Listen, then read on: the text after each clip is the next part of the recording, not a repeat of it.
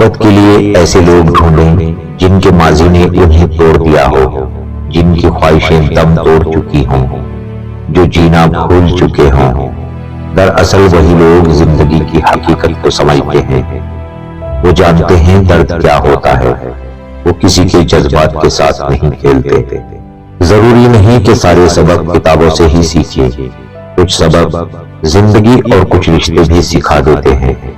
انسان ان چیزوں سے کم بیمار ہوتا ہے جو وہ کھاتا ہے، زیادہ بیمار وہ ان چیزوں سے ہوتا ہے جو اسے کھا رہی ہوتی ہیں۔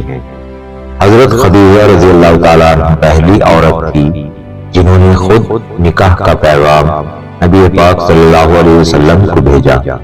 یوں اللہ نے ان کے ذریعے لڑکیوں کو خود اپنا خاوند پسند کرنے کی آزادی دی ہے۔ زندگی میں اگر خوش رہنا چاہتے ہیں تو ایک چھوٹا سا اصول اپنا لیں، جو کھویا ہے اس کا غم نہیں، جو پایا ہے کسی سے کم نہیں، جو نہیں ہے وہ ایک خواب ہے اور جو ملا ہے وہ لاجواب ہے۔ جب ناخن بڑھ جاتے ہیں تو ناخن ہی کاٹے جاتے ہیں، انگلیاں نہیں۔ بالکل اسی طرح جب کسی رشتے میں غلط فہمیاں پیدا ہو جاتی ہیں تو غلط فہمیاں ختم کرنی چاہیے، رشتے نہیں۔